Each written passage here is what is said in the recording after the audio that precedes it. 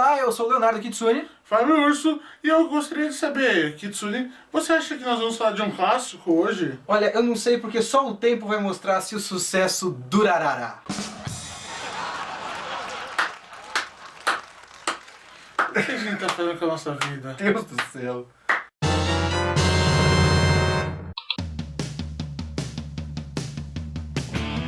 Durarara é a adaptação da série de light novels de Ryogo Narita, de enorme sucesso no Japão, publicada desde 2004.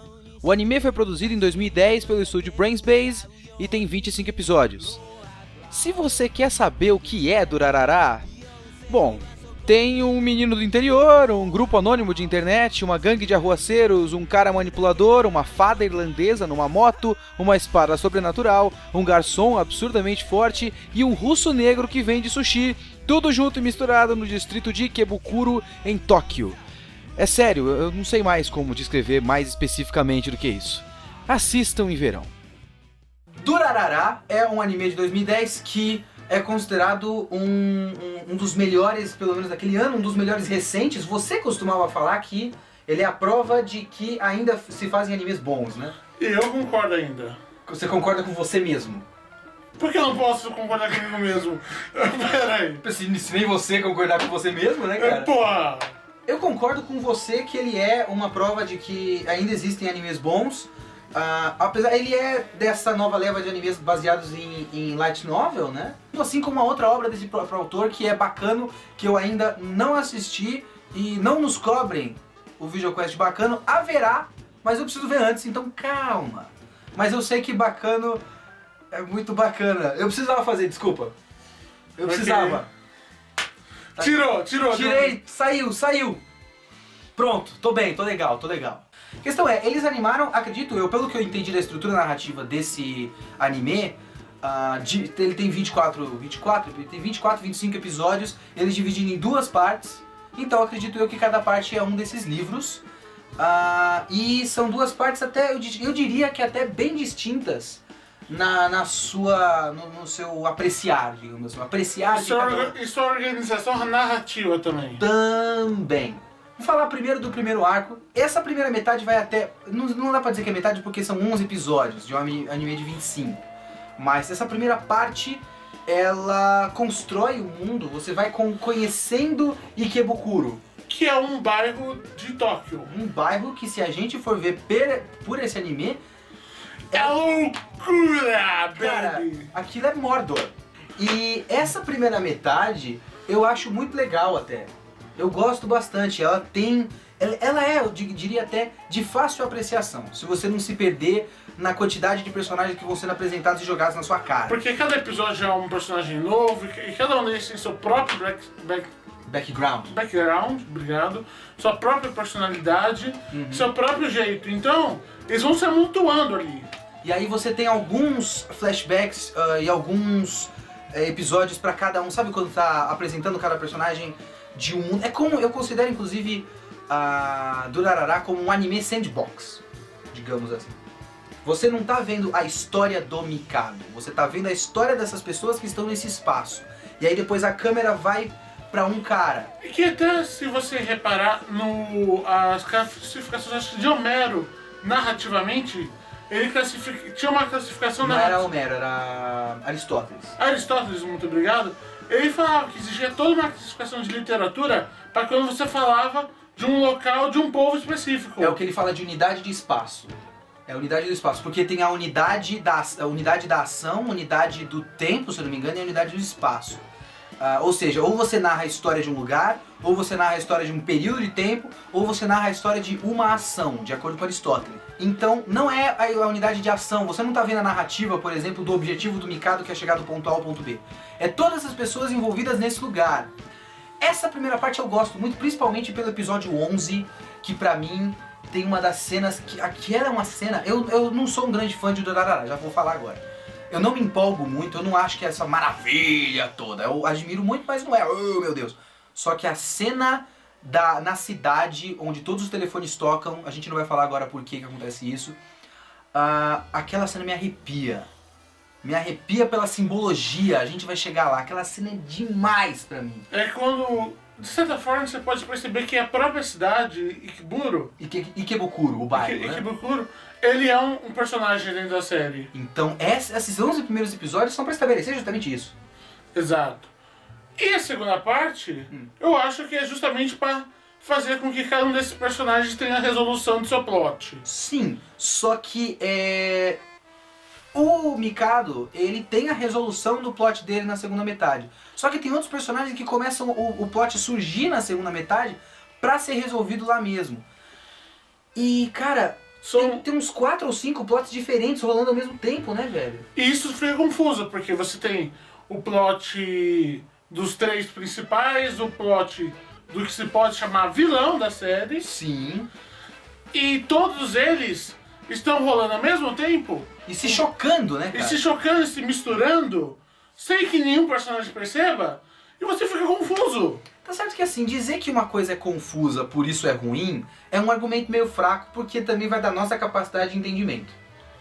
E eu acho que a intenção de Durarara é justamente ser confuso. Porque tá tratando da cidade grande. Se você vê, pega uma cena onde tem a cidade grande, é carro, pessoa e luz pra todo lado. A cidade é confusa. Durarara é feito para ser confuso porque Durarara é sobre a cidade. Então, tá dentro até, digamos, do propósito. Então pode ser que seja a nossa falta de capacidade de concentração, digamos assim. Mas eu digo que pelo menos me afastou um pouco.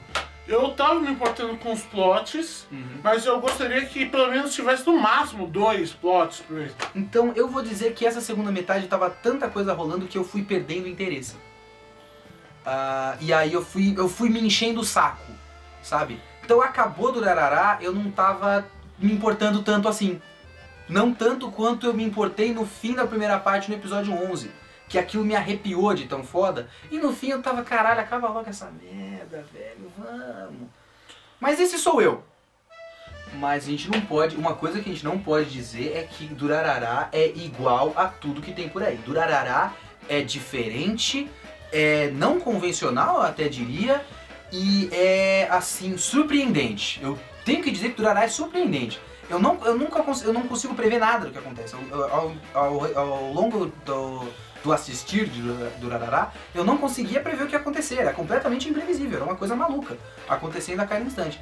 Então, cara, se você quer uma coisa diferente pra assistir, você tá acostumado com os Bleach Naruto da vida, e quer uma coisa diferente, uma experiência nova, se você não assistiu Durarara ainda, eu vou recomendar pra você já agora, antes do final do vídeo. Sim, é realmente um...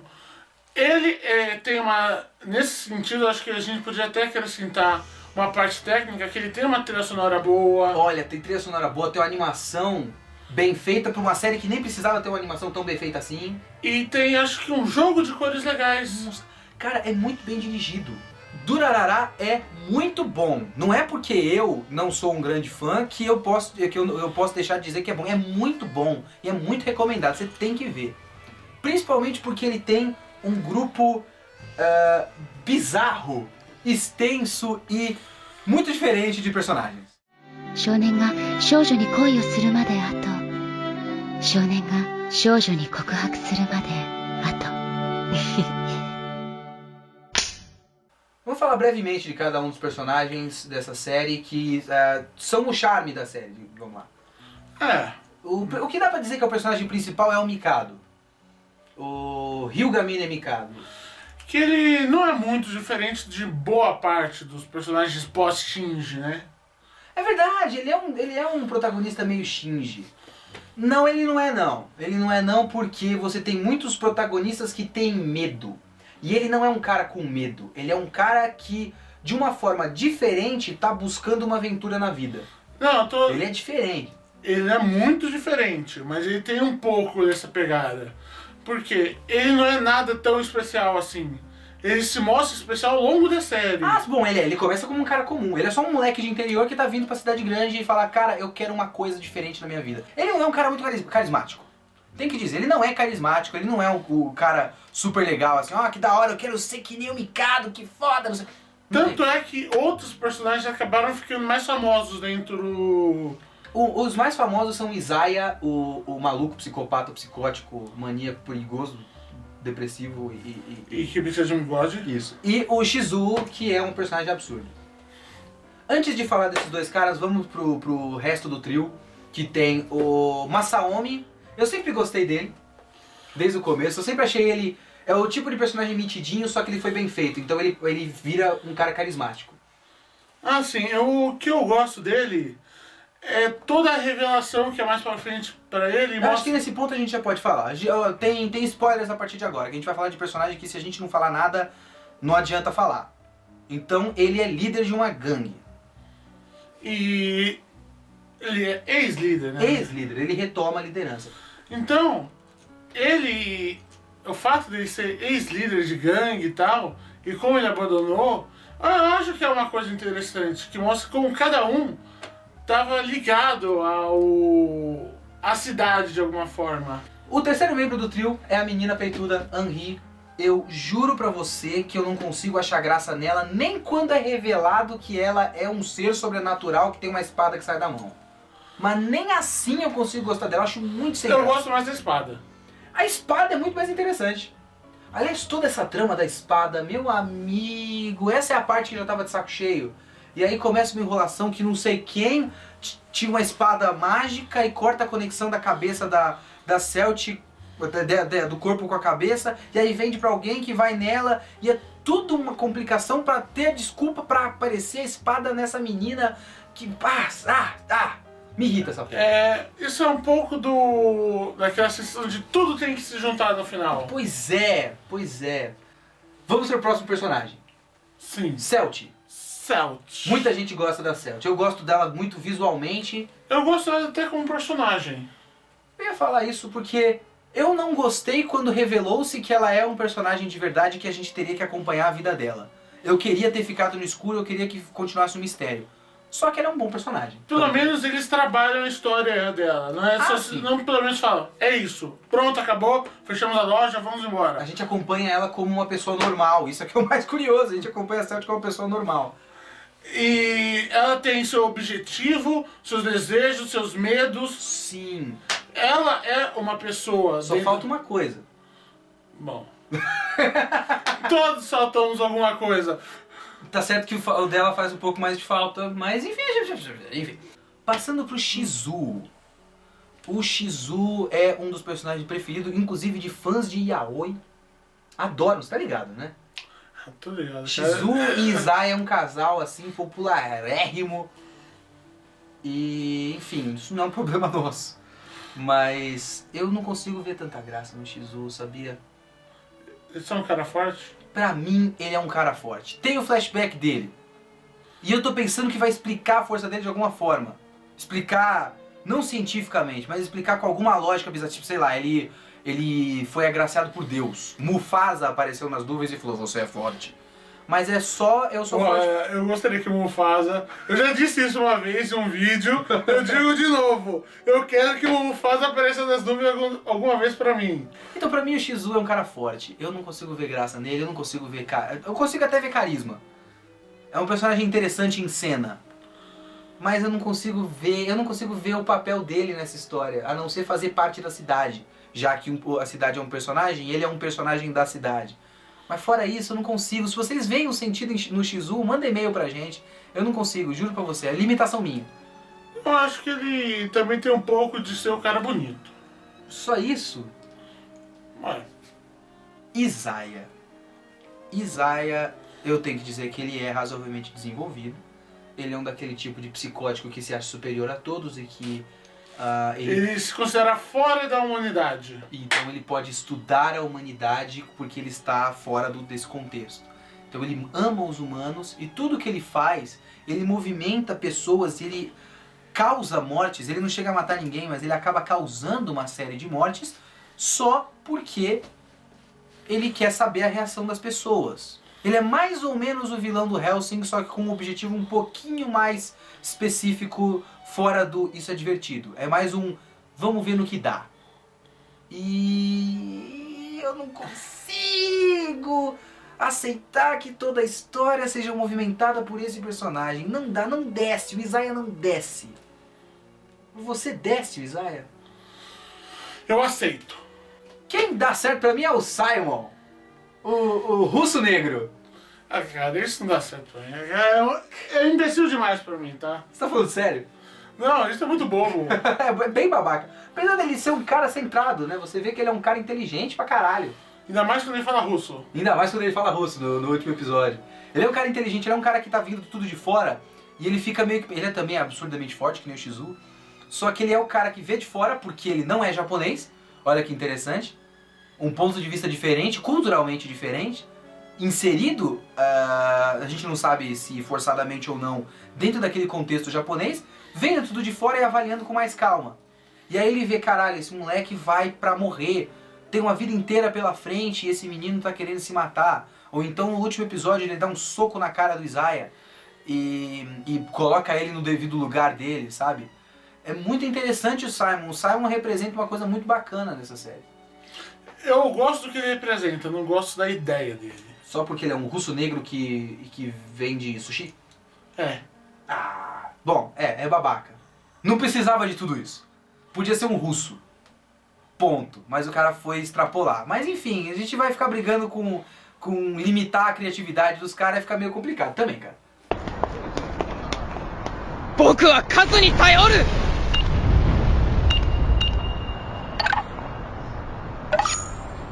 Primeiramente, eu acho que uma coisa que me chamou muito a atenção em Durarara é a metalinguagem. Então, Durarara é muito sobre a relativização da validade da realidade perante a ficção, certo? Porque, começando pelo Mikado, o Mikado é um cara que vai de encontro ao incomum. Então, Durarara faz um movimento do pequeno e normal. No primeiro episódio, tudo é normal, é só uma cidade muito agitada, mas é normal. Até absurdos de uma mulher lá no final lá no 11º episódio, uma mulher fada irlandesa sem cabeça numa moto descendo um prédio, sabe? Ele chega nesse nível rapidamente, assim. Então, a todo momento você tem, por exemplo, o grupo dos otakus, que são amigos do Kadota, eles ficam muito falando que a realidade pra eles é tão... Aliás, a ficção pra eles é tão válida quanto a realidade. Então é tudo no mesmo nível. Tem um outro momento onde tá explicando a história da Celt, e a Celt explica que ela é uma fada. Então ela é um personagem de contos de fada. E aí parece que ela tá preocupada com alguma coisa, e o doutor fala, mas por que você tá preocupada com isso? Você é só uma personagem de ficção. Sabe? É como se mais ou menos eles soubessem que eles fazem parte de uma história. E é um pouco também uma brincadeira, né? Que nós que estamos assistindo, a gente fica vendo na dúvida, será que os personagens que estão falando isso ou será que é o autor falando isso? Pois é, olha só que interessante também. Então, Durarara tem muito dessa relativização da realidade perante a ficção. Pra mim é um dos temas fortes de Durarara. Até o fim da série tem bastante disso. Mas tem um tema maior, né? Que é o tema que a cidade é um organismo vivo formado por várias pessoas. Exatamente. A cidade representada por um recorte da cidade, porque Ikebukuro é um bairro em Tóquio, então é um recorte de Tóquio. Então aquela pequena parte é um ser por si mesmo, é um personagem. Isso é representado no começo, na primeira parte, pela formação dos dólares, certo? Um menino de interior cria um grupo de internet e esse grupo de internet acaba se tornando um enorme grupo de pessoas interligadas se ajudando numa cidade que eles nunca se viram. Eles não sabem quem eles são. Não se conhecem entre eles. E aí tem aquela cena do 11º episódio que eu falei que eu ia abordar, que, meu amigo, aquela cena é demais. Aquela cena me arrepia de tão boa. Que é quando todos os dólares falam que são dólares, né? Sim. E aí você vê uma coisa. No meio de um monte de gente, você tem o personagem principal. Ele tem cor. Ele é colorido. Todo o resto da cidade está cinza. Então eles não fazem parte, eles são uma coisa só, certo? Eles são uma massa de pessoas. Até que quando eles começam a se comunicar, eles ganham vida, eles ganham cor, eles ganham relevância. Então a cidade vive através da comunicação direta. É como se você visse um belo vale tendo todas as flores se desbrochando. Muito bonito, muito bonito. Agora eu posso ir um pouco... Eu me sinto um pouco gay agora. Eu posso ir um pouco mais longe? Pode. Eu preciso falar uma coisa que eu estava estudando na faculdade, numa certa aula. Uma professora que eu admiro muito, Maria Elisa Sevasco, acho muito foda essa professora, uma das melhores professoras que eu tive na USP. Ela deu pra gente ler um texto numa aula de literatura, que era um texto de um autor contemporâneo. Se eu não me engano, ele escreveu esse texto, inclusive agora nos anos 2000, assim. E o cara dizia que não é mais possível narrar histórias. Quando eu vi isso, eu falei, cara, você tá louco? A gente ainda narra histórias. Você pode falar que não é possível. O que você quer dizer com isso? Até que o cara fala. As histórias até pouco tempo atrás, o valor vigente eram histórias onde você tinha um protagonista. E esse protagonista era um protagonista com poder de mudança, certo? Ele era um cara que consegue, tem uma atitude própria e chega a algum lugar. Ele tem um objetivo e chega a algum lugar, certo? Ele, sozinho, representa uma mudança. Ele muda algo na sua vida batendo de frente com valores da sociedade. Costumava ser assim. O autor desse texto diz que hoje nós já não conseguimos acreditar que isso seja possível. Porque na nossa realidade, nós sabemos que uma pessoa só não tem poder de mudança. Durarara, de certa forma, corrobora com isso, porque Durarara não tem protagonista. Durarara você pode até dizer que tem o... Mikado, mas... Tem tanta gente ali. Pois é, e essa hora você vê que o menino sozinho não consegue solucionar o problema dele. A cidade em conjunto é que causa uma mudança.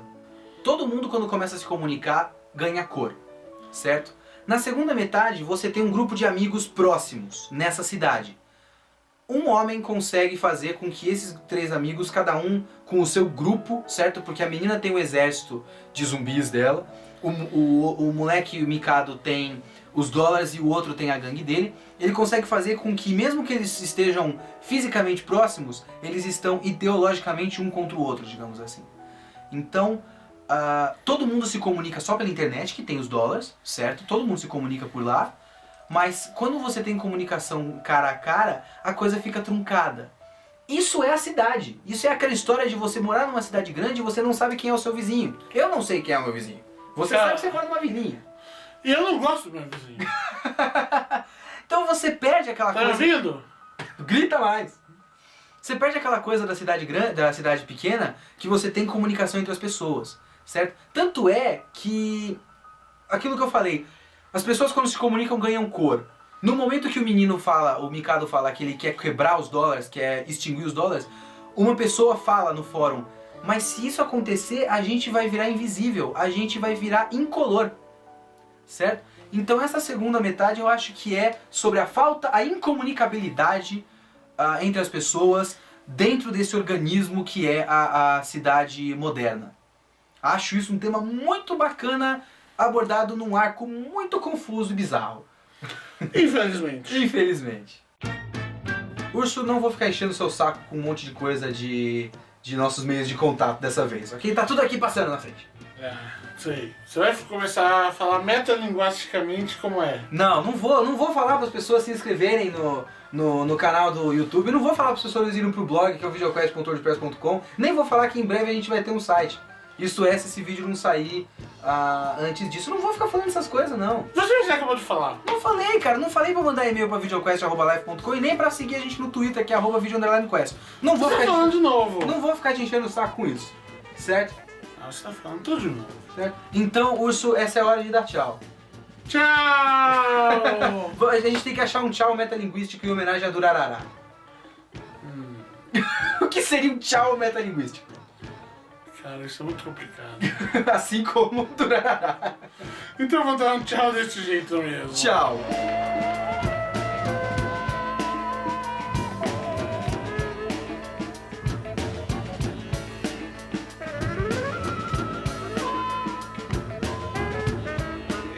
Então tem o cara que é forte. Shizu. Você não vai lembrar de nenhum nome, né? Não vou lembrar. Eu E lembro, se dessa você- vez eu lembro. E se vocês não gostam que eu lembre, reclame com ele. É assim que funciona o mundo, meu filho. É assim que funciona o VideoQuest, né? Coisa da errada, fala com o Kitsune. Exato. Puta que pariu.